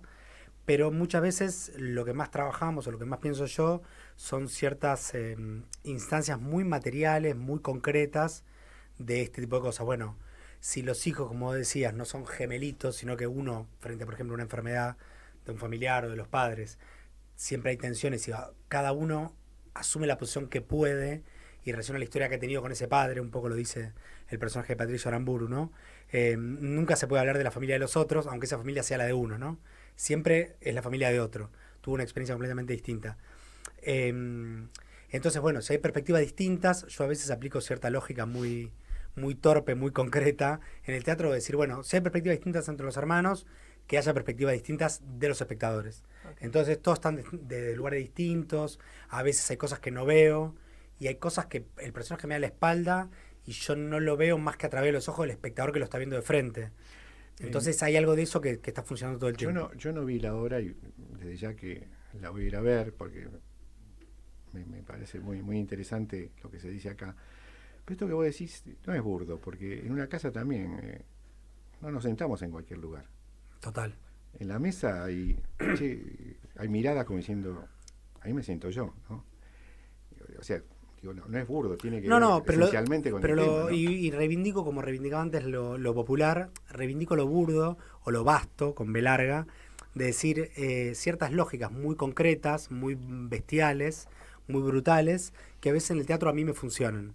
Que es como decir, bueno, como decía recién, los lugares en la mesa son metafóricos, ¿no? Son una forma de simbolizar mi lugar en esta estructura familiar. Ok, llevémoslo, radicalicémoslo, hagámoslo muy brutal, y entonces en vez de convertir una puesta de teatro que tiene que ser muy plástica y pictórica y refinada que yo, vamos a lo bestia, hagamos que el espectador comparta esto. Entonces a veces lo tapan, a veces pasan cosas, pero hay algo de esa experiencia medio en crudo que a nosotros nos sirve mucho. Y en relación a lo que decías antes de Dani, de lo sonoro, tiene que ver con lo mismo, ¿no? Cierta idea de que hay algo, viste, que de la visualidad que está un poco agotada, por lo menos es mi hipótesis, por lo menos con esta obra y con algunas otras de teatro, ¿no? Hay algo de la visualidad que está muy capturado por otros dispositivos, ¿no? Ya hay inteligencia artificial, podemos ver cualquier cosa. Digo, y si descansamos un poco, entonces una obra de teatro, en vez de construirla como un cuadro, en perspectiva, no quién está más adelante, no se tapen, construyámoslo más del significante sonoro, ya que estamos en un programa no solo de psicoanálisis, pero digo, del significante sonoro, de cómo suena, de esas confusiones, de estamos en la cabeza de él o no. Digo, en esa confusión a mí me parece bastante rica para componer la escena, digamos, así. ¿Y cómo se dirige esa capa sonora? Era como una pregunta, es decir, ¿cómo hace para dirigir esto? ¿No? Vamos a mencionar, primero vamos a mencionar que, vamos de nuevo, las entradas se consiguen por alternativa teatral. Sí, por supuesto. Sí. Los bienes visibles está los lunes hasta, ¿sabemos o no? Julio y agosto. Julio-agosto. A las 21 horas, que es, ahora cambiamos de horario, vamos a trazar una hora y vamos a estar ahí. Ya creo que no quedan más entradas para junio, ¿no? Para junio no quedan más entradas. O sea que quien la quiera ver es julio y agosto, lunes 21 horas, en Santos 4040. Santos Dumont 4040, Dumont se llama la sala ahora. Los intérpretes son Enrique Amido, Patricio Aramburu, Anabela Bacigalupo, Guadalupe Otegui, Agustina Reinaudo, Carolina Sade y Mariano Sayavedra. Exacto. Y nos dijimos, Juan Pablo Gómez, además de la dirección, hizo la dramaturgia, ¿sí? Y obviamente toda esa puesta en escena. Entonces, la pregunta es, ¿cómo dirigir todas esas capas de sonido, esa dimensión? Con el látigo, diríamos, cuando con la radio apagada, pero bueno. No, eso es una composición en conjunto con Guadalupe Otegui, que es una de las intérpretes, pero que además es la directora musical y que es música, es una cantante excelsa. Y ella es un poco mi socia en el crimen, y con ella hemos hecho este armado sonoro, ¿no? Yo hace bastante que vengo un poco obsesionado con el tema musical o el tema de lo sonoro, poder activar esta capa de los significantes sonoros, de los eventos sonoros, que pueden ser los musicales, que puede ser el texto, ¿no? Entender lo que significa una premisa casi bíblica, que la obra también está muy atravesada por eso, ¿no? En el principio fue el silencio, y entonces vino la palabra. Como reivindicar eso en el teatro. Estamos tan llenos de ruido, ¿no? Tan llenos de mensajes, la radio, las informaciones, la ciudad. Yo estoy siempre muy sensible a todo eso. Entonces decimos, bueno, hagamos en el teatro un espacio del silencio y veamos a partir de ahí qué cosas tienen valor y qué no. Entonces me interesa mucho trabajar sobre eso. El 2019 estrené una obra de Susana Torres Molina que se llamaba Un domingo en familia, que la dirigimos en el Teatro Cervantes, último año del macrismo, antes de la pandemia además, y un texto sobre la desaparición del dirigente montonero Roberto Quieto. En el año 75, la AAA, todavía no oficializada como AAA, oficializada es una especie de oxímoron, pero sin tener ese nombre todavía, fuerzas parapoliciales secuestran a Roberto Quieto en Martínez, en el norte, en la playa La Grande de Martínez. Entonces Susana Torres Molina, que trabaja mucho el tema político, obviamente, escribe este texto, lo propone para el Teatro Cervantes y me proponen dirigirlo a mí. Y de alguna manera ahí yo lo leí el texto y dije, también un voto a favor de cierto cruce intergeneracional. Ella es una dramaturga muy consagrada. Y lo leí el texto y digo, bueno, esta cosa tan explícita, realmente con otro tipo de premisas dramatúrgicas. La obra era como decía Roberto Art, ¿no? Un cross a la mandíbula. Dura, directa, explícita, textos periodísticos, textos poéticos, lucubraciones, discursos de Mario Firmenich. Digo, ¿y esto qué hago? ¿De qué me he visto para dirigir esto, no? ¿Para qué puedo proponer yo? Y ahí empezamos con cierto desarrollo de la confusionía, ¿no? De hacer convertir el texto en una especie de pieza musical. Decir, bueno, la historia, como casi una metáfora, ¿no? Decir, bueno, la historia de la Argentina puede ser interpretada como unas voces que colisionan, ¿no? Y que siempre están, y que siempre insisten, ¿no? Para hacer honor a algo del programa. Que insisten y que están ahí todo el tiempo y que vuelven. Entonces convirtamos en una especie de mantra y de confusionía de vuelta, de voces y de ruidos y de sonidos y de golpes y de movimiento, este texto de Susana Torres Molina. Y ahí laburamos mucho con Guillermina Etkin, y fue un laburo que nos dio muchas satisfacciones. Entonces me quedé un poco ahí como boyando, y para esta obra también, eso. Mucho interés en trabajar esa capa, y que es simplemente organizar, en vez de estar pensando toda esa energía que uno gasta en ver dónde se paran los actores, es utilizarla en, bueno, cerrar los ojos y cómo suena. Silencio, un texto, entra el sonido, hay un golpe, ¿qué me falta acá? Acá hay ruido, acá necesitamos algo más melódico, acá necesitamos abrazarnos. Sí. Ahora, Hay muchas texturas. Muchas texturas, sí. Muchas texturas y todas sonoras, obvio, ¿no? Pero hay un montón de elementos, y también es muy interesante y es muy contemporáneo esta cuestión de que el dispositivo no está escondido. Y no pierde ni un poco de eficacia. No se lo espectaculariza, sí. Y tampoco se lo desritualiza. Digamos, me parece que está en el lugar exacto que tiene que estar, y eso hace que esté en un tono que impacta más. Está buenísimo eso que decís. Para mí, pero no solo en el sentido de mi propia biografía, me parece que es importante, en este momento del teatro lo pienso mucho, y siempre que hablamos o tenemos oportunidad de tener espectadores u oyentes, me parece que repensar la dimensión espectacular en la sociedad contemporánea es muy importante. Pensar, bueno, pasa mucho en la radio, ¿no? Que han ganado los streamings, siempre la imagen le empieza a competir a algo. Yo soy muy radioescucha desde la cuna, y hay algo de la categoría no espectacular que tiene la palabra hablada, que realmente entra en otra frecuencia, que yo reivindico mucho. Y para los que estamos en el teatro, como decir, bueno, ¿cuál es nuestro lugar en relación a los sistemas espectaculares? Eso, llamar a la televisión, desde el noticiero y la represión espectacularizada, a las grandes hasta, ¿cómo se llama? Avatar, ¿no? Todo es un espectáculo creado por inteligencia artificial. Entonces, ¿cómo nosotros podemos abrir humildemente otro tipo de zonas con otra sensibilidad? En el caso nuestro, por lo menos, con estas obras encontramos lo sonoro. Sí. Bien. Para ir cerrando, ¿sí? Les pasamos de nuevo los datos de los bienes visibles. Decíamos que va a estar, para quienes no tengan ya sus entradas, los lunes de julio y agosto a las 21 horas en Dumont 4040, Santos Dumont 4040. Las entradas la consiguen por Alternativa Teatral. Me parece que una buena premisa para ir a ver la obra es que incluso la gente puede olvidarse todo lo que hemos hablado. Yo, por ejemplo, solo fui porque vi el afiche. Okay. Yo vi el afiche y dije, quiero esto. En el afiche hay un señor grande en primer lugar. Sí, y sí, está, lo vi. ¿no? Y creo que salió una nota en la Ñ también. Sí, de Agustina Vigo. Sí, un poco hablando sobre... Agustina es una escritora muy interesante, además, bueno, escribe obviamente para el suplemento cultural del Clarín y había trabajado algo sobre en relación a la vejez, ¿no? Claro. Como ese lugar tan olvidado, ¿no? Y tan dejado de lado, que nos parecía también interesante en esto que decíamos como de ficciones populares, decir, bueno, ¿de qué no estamos hablando? Este es uno de los temas, trabajamos sobre esto.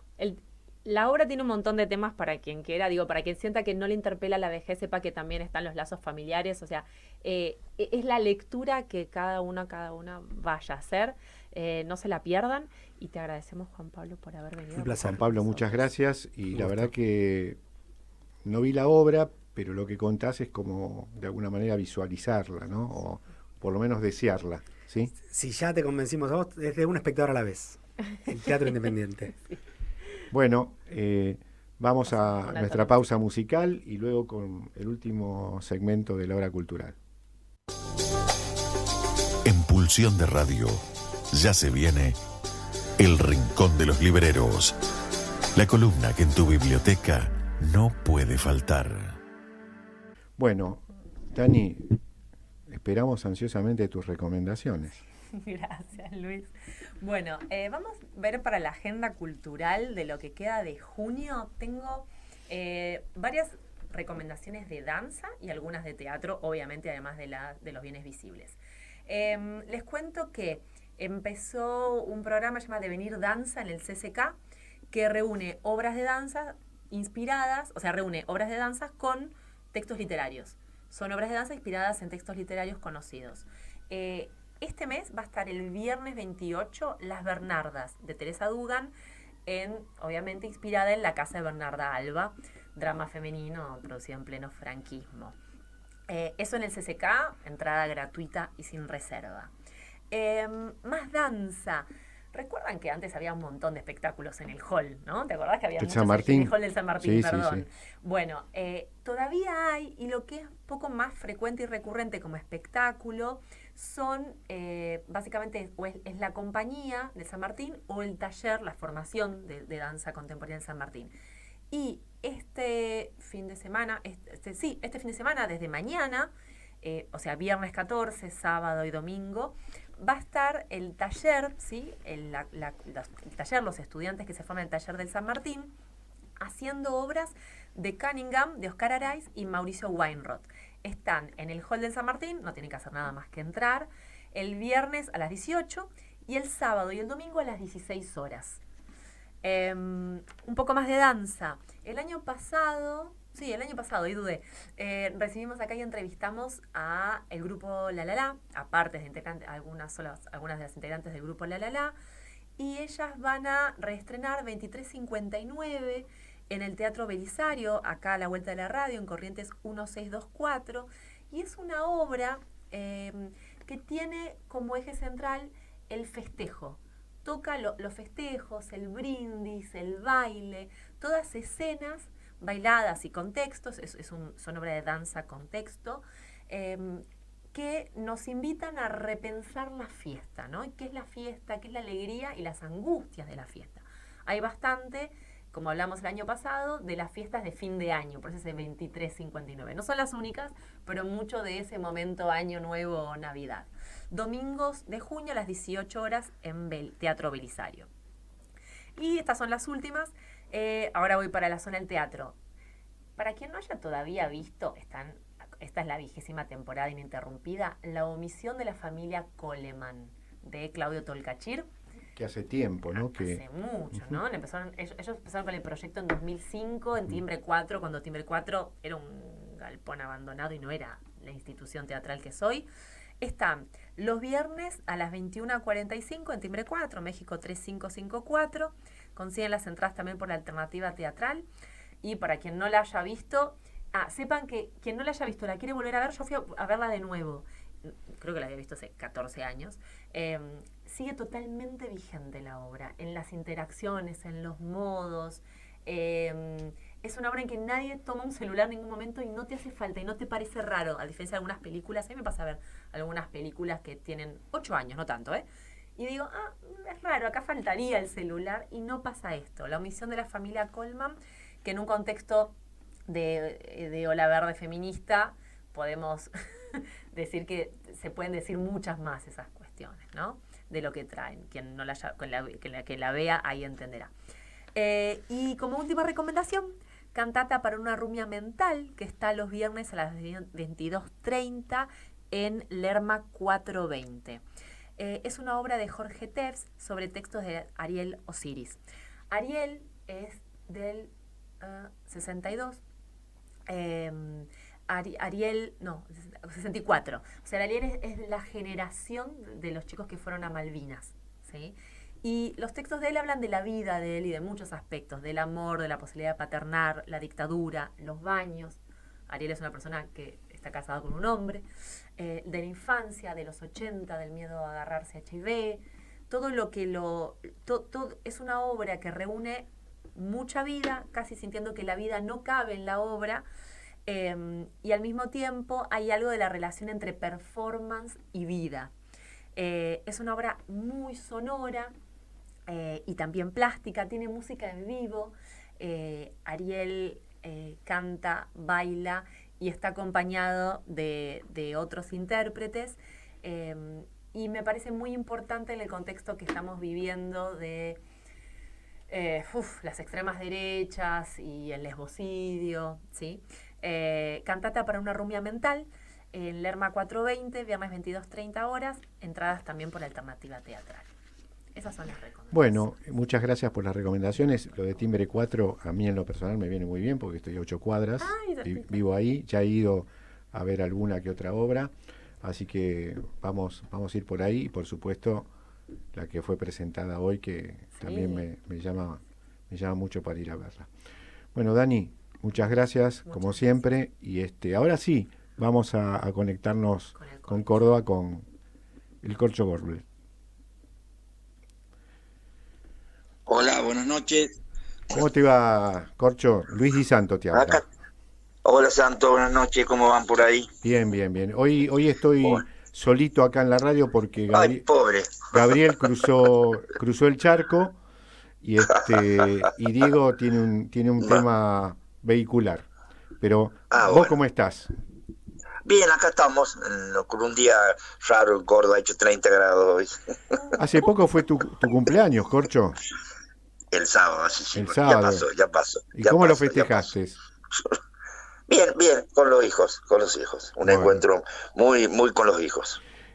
Quien también te manda saludos es mi amigo, el juez de Córdoba, doctor Martín Bertone.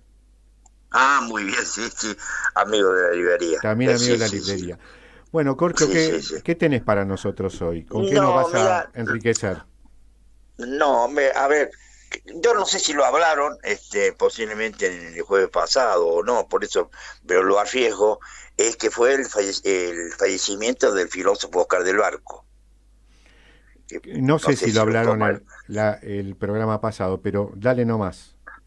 Bueno, era solo recordar la presencia de este filósofo, poeta y un abarcador de muchas disciplinas dentro del campo de la literatura, del pensamiento, ¿no? Y fue sentido en Córdoba porque es un hombre muy ligado a todo lo que hace la cultura política cordobesa, ¿no?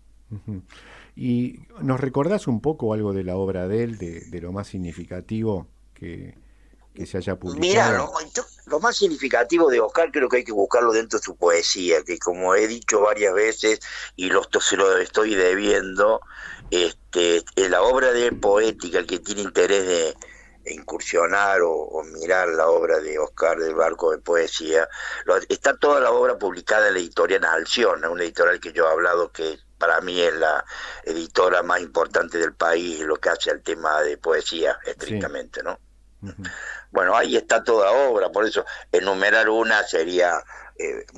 normalmente no hago enumerar una obra, a mí me parece que es todo el componente lo que hace el pensamiento de un poeta, no una obra en especial, no una obra en Pero especial. Como lector que sos, sí, ¿hay alguna de esas poesías escritas por él que a vos te haya impactado, que te haya dejado alguna marca que vos recuerdes? No, específicamente una particular no. Uh-huh. Te digo que el pensamiento de Oscar no es fácil, no ha sido fácil, porque él combinaba entre lo político y su militancia de aquellos años de los 70, después un paso, se podría decir, muy rápidamente como místico, si querés, por su paso cuando él estuvo exiliado en México y volvió. Después se dedicó sorprendentemente a la pintura con una exposición que hizo en Córdoba. O sea, el panorama es complejo, porque si yo te digo que hay un libro que a mí me gusta, que es cuando él habla de Selam, que hace poco hablé de Selam en un programa, en la anterior presentación mía, perdón, o en alguna cosa que él tiene un trabajito muy lindo sobre el poeta Ortiz, ¿no? Uh-huh. O sea, entonces yo diría habría que ver toda la mirada de Oscar en ese panorama de su poesía, ¿no? Sí. Y me parece, ¿no? Así, porque recorrer un libro tendría que leer alguno de los libros, pero bueno, no me parece que sería lo adecuado, ¿no? Bueno, gracias. Sino que creo que hay que meterse en la obra de él, que es conseguible en Buenos Aires buscando la editorial Alción. Buenísimo. Para que porque después la otra parte política creo que la tiene que haber hablado ustedes, hicieron mención al Oscar en el programa anterior, ¿no? Es posible. Bueno, viene bien este recordatorio, este homenaje a estas personas tan significativas para la cultura nacional. Exactamente, eso es muy bien, porque excede el marco cordobés, esto ya es más una figura nacional y reconocida también en todo el país, ¿no es cierto? O sea que el que tiene interés de buscar algo de Oscar lo va a encontrar en Buenos Aires, seguro, en las librerías que atacan o que tienen el tema de la poesía, como siempre digo. Buenísimo. ¿Y qué otra? Y otras novedades, bueno, estamos ahí en una situación también de algunas novedades que están por aparecer, que las editoriales a ver si toman impulso con algún otro tema. No te olvides que ahora llega el verano europeo, es cuando llegan toda una serie de traducciones nuevas que se hacen y que estarían llegando, vamos a ver, durante el mes de junio, julio, ya julio estamos adentro, en julio puede haber algunas novedades importantes. Uh-huh. Esperando, siempre hay que ver, el tema es octubre, porque octubre es cuando se hace la grande feria, pero antes, en este periodo, llegan los grandes sellos, empiezan a aparecer con sus grandes títulos, ¿no? Y también, un poquito despacito, lo que son las editoriales independientes arriesgan a publicar algunas novedades, ¿no? Y dentro de este panorama que está todavía ahí en la gatera, ¿hay algo que vos quieras mencionar, aunque todavía no haya salido, que sabés que va a ser significativo, que va a tener algún impacto? Hoy no le puedo dar primicia, como les supe dar algunas veces, no, hoy no hay primicia, no tengo en mi libreta de apuntes como decir, los voy a sorprender con esto, no, hoy ya es casi es más normal, ¿viste? Hoy nos es un río tranquilo, hoy te sorprendo con ninguna Exactamente, sorpresa. Eso te iba a decir, me ganaste de mano. Hoy te diría que es un río tranquilo.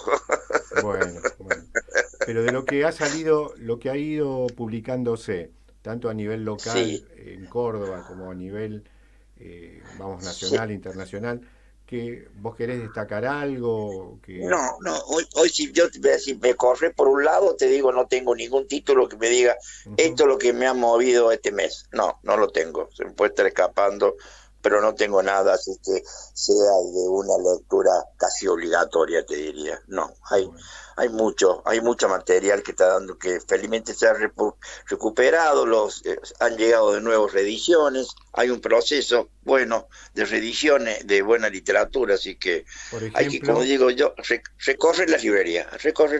Por ejemplo, ¿qué reediciones de buena literatura Ha salido todo lo de Kerouac, por ejemplo. Yo digo Kerouac, porque hay que leer Kerouac a esta altura de la vida. Bueno, hay que leerlo a Kerouac, digo, porque estás reeditando todos los libros de Kerouac.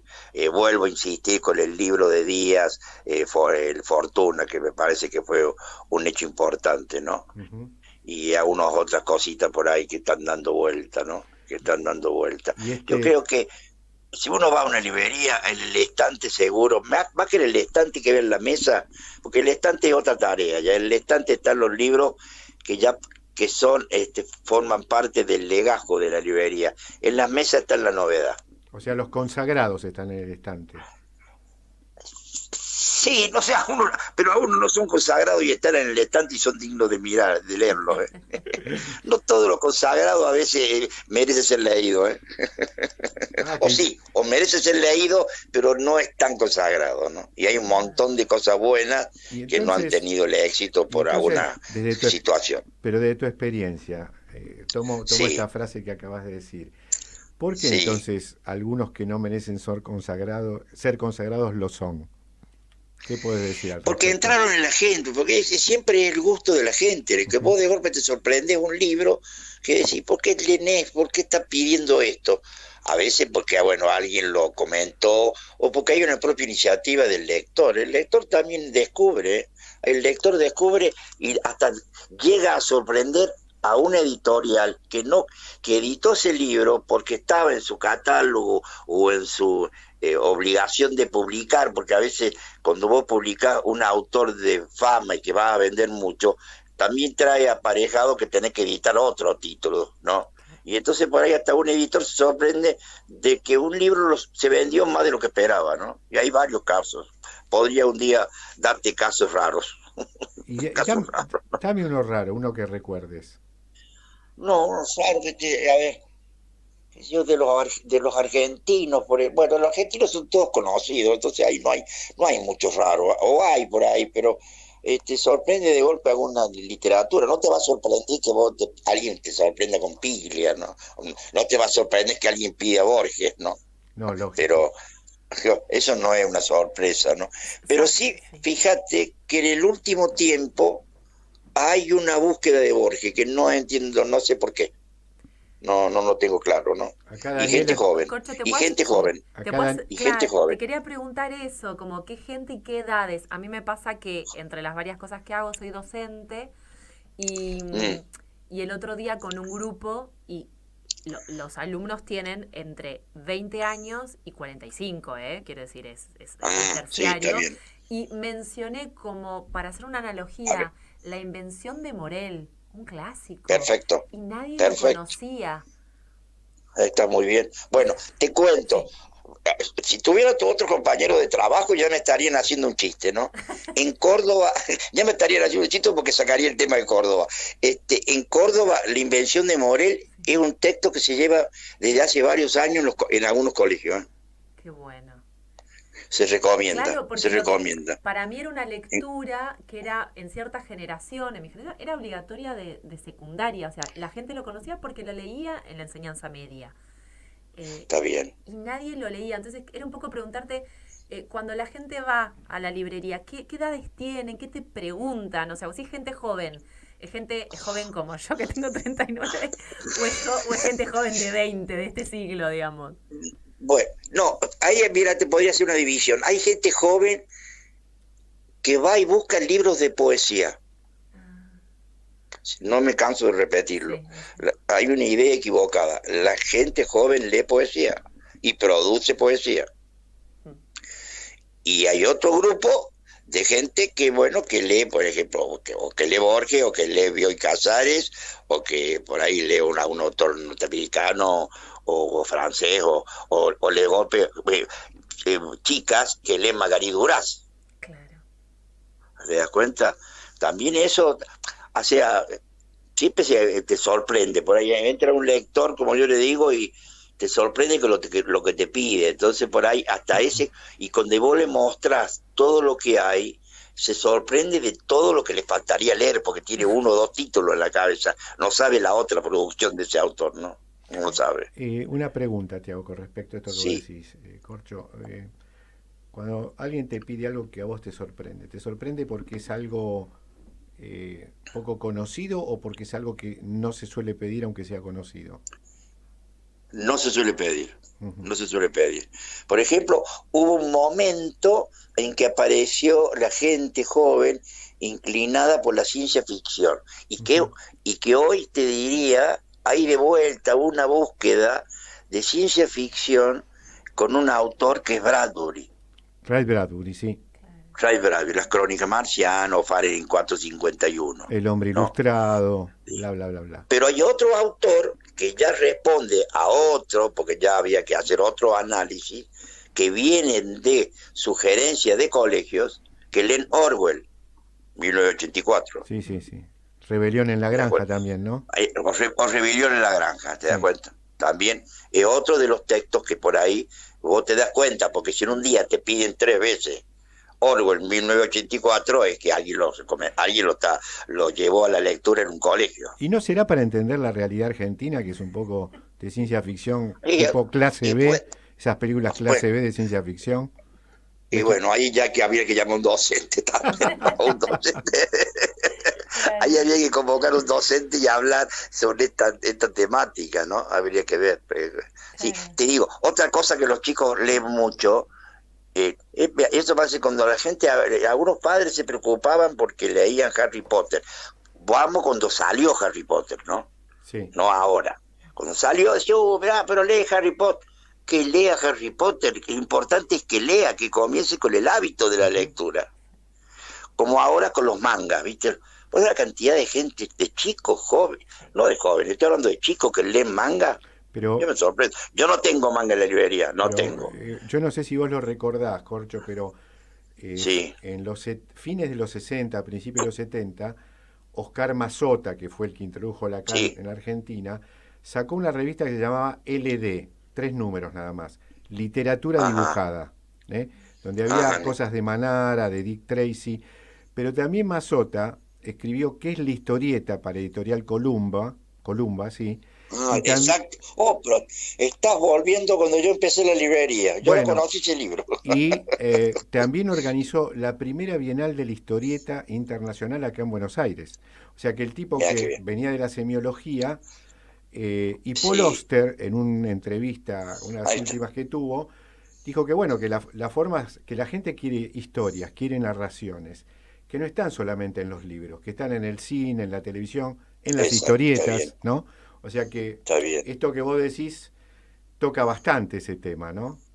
Sí, sí, está. Hay una cultura de la historieta, lo que te ahora en Ujú. estos jóvenes, Sí. que también está alimentada por lo que ven en la televisión, mejor dicho, por las películas, ¿no? Sí, Que hay está esto muchas de de, lo multimodal, ¿no? O sea, ven la sí, película y lo leen, que es una generación que lo hace, quiere decir, está estudiando y está escuchando música y está escribiendo y todo eso le hace al sí, mismo Pero tiempo. Dani, esto no es nuevo, porque yo siempre digo, con el riesgo de que no me consideren serio, que parte de mi formación, incluso de mi formación emocional, es cine de superacción. ¿Te acordás, Corcho? está, Eso que daban está, los qué bien, sábados y los sí, domingos, con ah, películas de no, romanos, fíjate, medievales.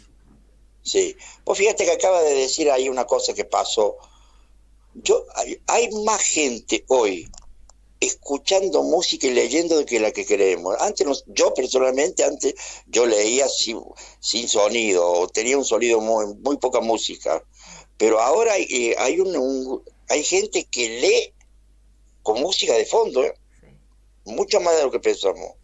Esto lo leí en algún lado hace poco y no me animo a decir dónde y quién lo dijo, ¿no? Y quién lo asentía, que no entendía esa modalidad de escuchar música y leer al mismo tiempo, que decía que ahí había una distracción, o escuchaba la Ah, música o no estaba leyendo bien. Bueno, eso de las distracciones de nuestros padres, ¿no? O sea, de hace muchos años.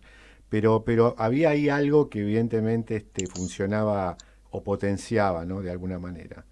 Y hoy parece que pasa a ser como una especie de estilo, ¿no? Y como de ambientación, exactamente, ¿no? Exactamente. Sí. Y otra cosa, pero ya sería un tema de otra conversación, ¿no? O sea que lo que está ocurriendo también, muchos padres acompañan a los hijos a la librería. O sea, no es una decisión del padre de lo que le lleva al hijo a su casa, sino que vienen los hijos a elegir el libro que quieren que el padre le compre. Claro. Es otro tema, ¿no? Sí. Es un tema eso. Y te digo, y vos ves la sorpresa de los padres por los libros que elige el hijo, ¿no? O la hija en este caso, ¿no? Por ejemplo, algo que No, recuerdes. de estas novelas, de las novelas estas juveniles y todo ese tipo, bueno, el caso de Harry Potter, eso es más normal, que venga alguien y le pida un libro de ellos, o de los Jackson, las aventuras de Jackson, eso, pero que pidan otro libro por ahí, están inquietos por leer otra cosa. Yo creo que hay una inquietud en algún lado ahí de lectura. Yo no sería tan, ¿cómo te diría la palabra que quiero decir justa? Tan negativo por decir que los chicos pesimista. No leen, los jóvenes no leen.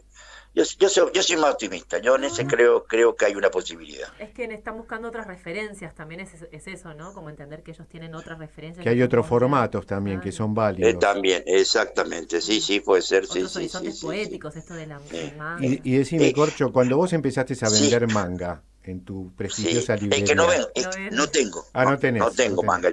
No tengo. No hay ya librería especializada, ¿no? Uh-huh. Pero esto me hace recordar una frase que no es mía, que se decía que venía, siempre alguien te decía, mi hijo no lee, ¿no? Mi hijo no lee. Y entonces alguien siempre, esta frase decía, ¿y cuántos libros hay en su casa? Bueno, Corcho, si te parece, no sé, la tiro, puedes decir que no, pero estaría buena alguna recomendación. A mí me pasa que a veces tengo que llevar lecturas a personas pequeñas, y si en el próximo programa que nos encontremos, si puede ser alguna recomendación, es súper bienvenida. Con todo gusto, ¿no? Sí. Otro libro que se lleva es El mundo feliz de Huxley. Mira, te estoy hablando de libros que se llevan en algunos colegios, Mirá vos. Que van para el colegio, pues será de cuarto, quinto año, ¿no? Chicos de 16 que leen eso, ¿no? Bueno, Corcho. Yo te voy a hacer una lista para la próxima de un par de títulos para ayudarte. Ese libro que vos dijiste, Mundo Feliz, en otra época, en la escuela media, hubiese sido motivo de expulsión del alumno que lo llevaba. ¿Cómo han cambiado las cosas? Bueno, y bueno, Fahrenheit 451 no hubo. Eso fue realidad. Total. Bueno, Corcho, un gran abrazo desde aquí, desde Buenos Aires. Muchas gracias como siempre. Un placer hablar con vos y escucharte. Bueno, muchas gracias. Y será hasta la próxima. Y que vuelvan los que están ausentes, que no los dejen. No, pero le están pasando bomba, Sí, no. No están sufriendo, entonces, quédate tranquilo. Te mando un gran abrazo. Bueno, suerte para todos. Gracias. Adiós. Bueno, acá con la bellísima compañía y amena de Dani, que me hizo la gamba en la última media hora. Finalizamos el programa número 11 de Pulsión de Radio. Que tengan un excelente fin de semana largo y nos vemos y nos escuchamos en el programa número 12.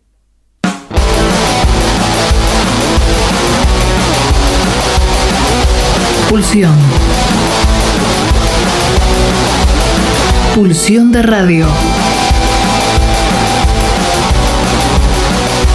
Un programa donde la cultura late y el inconsciente nunca falta a la cita.